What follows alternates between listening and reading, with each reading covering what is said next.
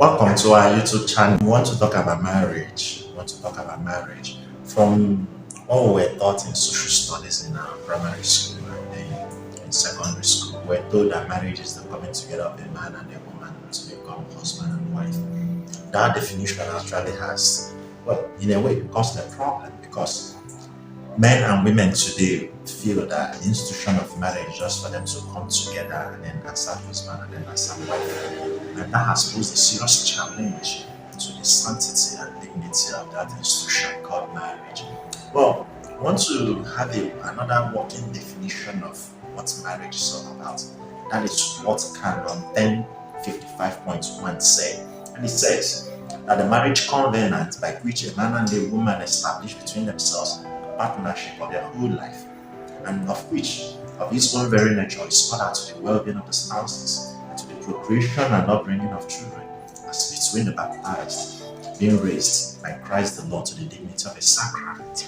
Now, what it simply means is that this union of a man and a woman coming together, it is no longer just a social contract. It's now being raised to a level of a sacrament. In other words, the actions and the inactions of these two persons coming together to become husband and wife, it's guided by some norms, and that norms is achieved because it is no longer just a social contract, but a sacrament. And by sacrament, we mean that it is now an outward sign of inward graces, meaning that people who are into this institution should be able to exhibit some outward signs of the graces they have received inwardly. Another important thing from this working definition is that they establish between themselves a partnership of their whole lives. A partnership of their whole lives. It is not a partnership of some of their lives. It's actually a partnership of their whole lives. And when we say it's a partnership of their whole life, we are looking at the individual in his or her full entirety, both the past, the present, and the future. In other words, the two are sharing not just their past, not just their present, and not just their future. They are sharing their entire life.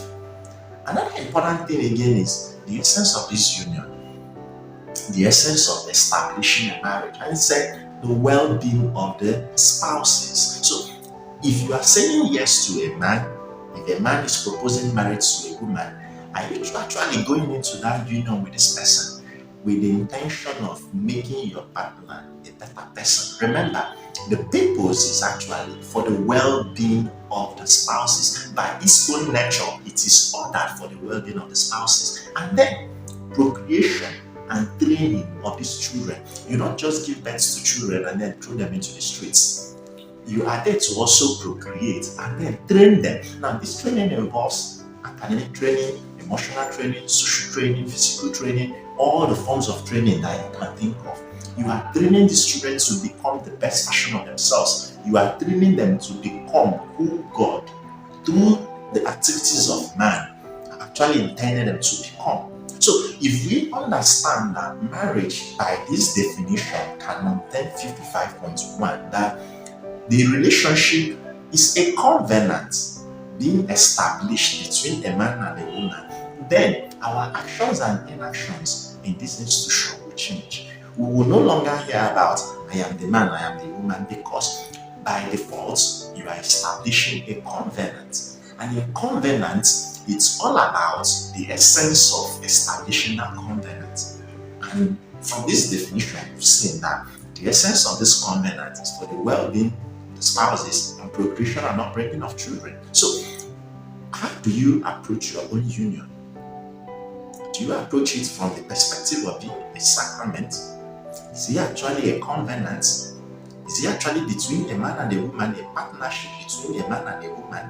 So these are some of the questions and reflections we'll be having in our subsequent videos. What do we mean when we say that marriage is a covenant? What do we mean when we say marriage is a covenant? When we say it's a partnership between a man and a woman of their whole lives, what do we actually mean? When we say it is ordered for the good of the spouses, what do we mean? When we talk about training of children, what does it actually mean to train children? And above all, many have been asking, since I've paid the bride price of my wife, what's the need again of going to church? Now, one of the reasons why you are going to church is to raise that union to the dignity of a sacrament, which Christ now comes in. So it is no longer just a social contract that, oh, a man and a woman is coming together to form a partnership, but that partnership is now raised to the level of a sacrament. In other words, it is now a sign of inward graces. So the actions and inactions, the way the spouses treat themselves, the way they raise their children, will now prove that, oh, this union is actually a sacrament. And that's what our subsequent videos will be highlighting: how to establish a marriage that is a sacrament, which it is. What are the things we need to do? What are the practices that can help us sustain that union, that institution, which is also a covenant? So by covenant, it's not just you enter today and tomorrow you want to run away. So what can we do to make sure that this covenant lasts till death? Just the same way the partnership is established of their whole lives. So in our subsequent videos, we will start talking about what this partnership, rather, what this covenant means. How do one prepare for that covenant?